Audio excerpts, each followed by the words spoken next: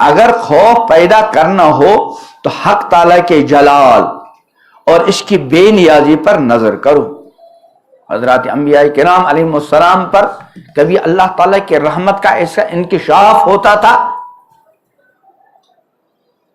کہ امام الانبیاء حضرت محمد عربی صلی اللہ علیہ وسلم نے ایک موقع پہ ارشاد فرمایا کہ من قال لا الہ الا اللہ دخل الجنہ، جس نے لا الہ الا اللہ پڑھا وہ جنت میں داخل ہو جائے گا۔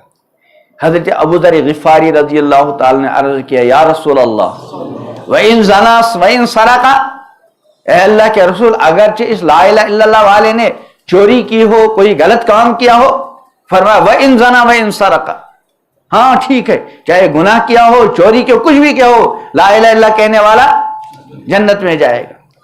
ابو ذر غفاری نے پھر عرض کیا وَإِن زَنَا وَإِن سَرَقَ، یا رسول اللہ اگرچہ وہ چوری کرے، بدکاری کرے، پھر بھی جنت؟ فرمایا وَإِن زَنَا وَإِن سَرَقَ۔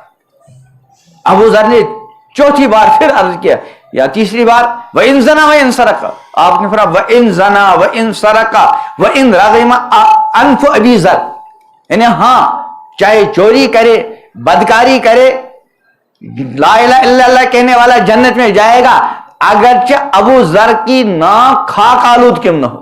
یعنی تم بار بار جب پوچھتے ہو تو رحمت کا جب انکشاف ہوتا ہے تو سب کے لیے ایک امید بنتی ہے۔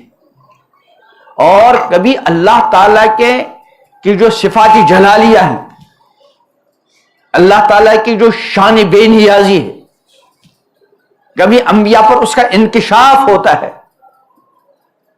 تو پھر اپنے بارے میں بھی خود امام الانبیاء حضرت محمد عربی علیہ السلام فرماتے ہیں واللہ ما ادری واللہ ما ادری واللہ ما ادری ما یفعل بی ولا بکم وانا رسول اللہ، قسم خدا کی میں نہیں جانتا، قسم خدا کی میں نہیں جانتا، قسم خدا کی میں نہیں جانتا کہ میرے ساتھ کیا معاملہ کیا جائے گا اور تمہارے ساتھ کیا معاملہ ہوگا، وہ حالانکہ میں اللہ کا کیا ہوں، رسول۔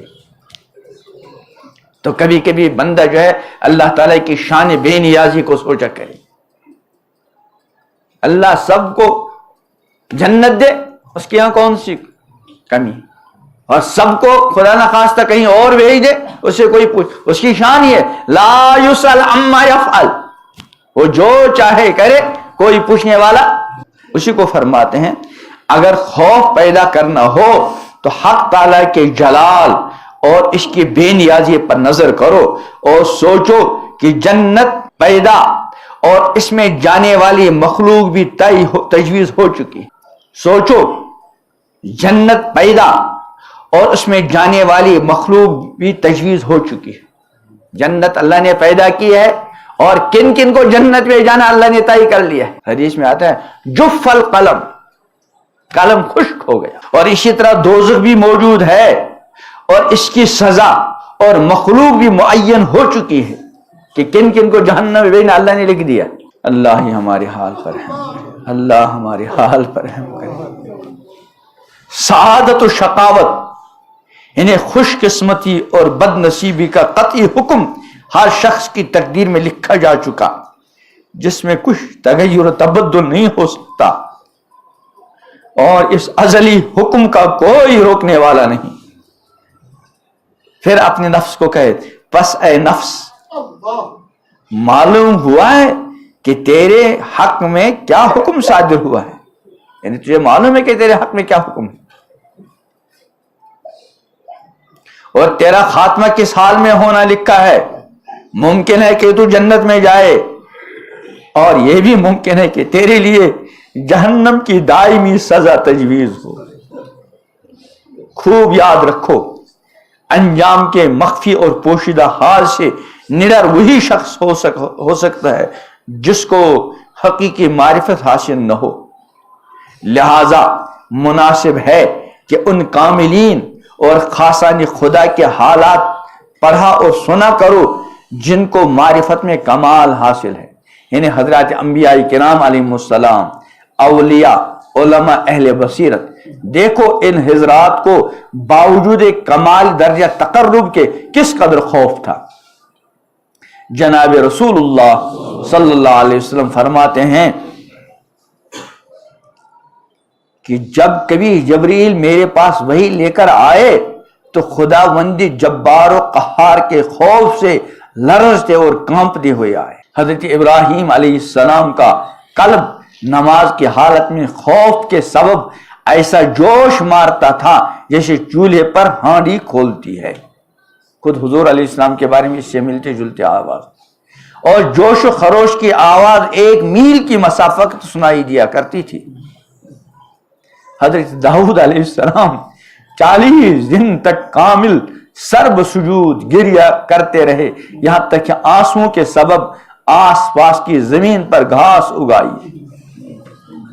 حضرت ابو بکر صدیق نے ایک پرندے کو مخاطب بنا کر یوں فرمایا، اے کاش کہ میں بھی تجھ جیسا ہی پرندہ ہوتا، آخرت کا حساب نہ لینا پڑتا۔ حضرت ابو ذر غفاری فرماتے ہیں رضی اللہ تعالیٰ عنہ، کاش کہ میں درخت ہوتا، کاٹ لیا جاتا۔ ام المومنین حضرت عائشہ صدیقہ فرماتی ہیں رضی اللہ تعالیٰ عنہ، کاش کہ میں بھولی بسری ہو جاتی۔ غرض خوب یاد رکھو کہ جن حضرات کو حق تعالی کے بے نیازی اور جلال کی معرفت حاصل ہوتی ہے وہ ہرگز بھی بے خوف اور نڈر نہیں رہ سکتے۔ نڈر ہونا انہی غفلت شعار لوگوں کا شیوہ ہے جن کی نہ اپنے خاتمے پر نظر اور نہ اصلاح آخرت کی طرف توجہ۔ یہ غفلت کے پتلے اس بے خوف بچے کی مثل ہیں جن کو زہریلے سانپ سے بھی ڈر نہیں لگتا، مگر بچہ دوسرے کے سمجھانے سے تو سمجھ تو جاتا ہے۔ پس اے کاش جس طرح ناسمجھ بچہ اپنے سمجھدار باپ کو سانپ سے ڈراتا ہوا اور بچتا ہوا دیکھ کر خود بھی بھاگتا اور عقل سیکھتا ہے، اسی طرح غافل اور بے خبر مسلمان بھی اپنے محسن اور مربی طبیبوں اور خاصان خدا کی حالت خوف کو دیکھ کر حق تعالی کی جانب دوڑتا۔ لہذا اسی حد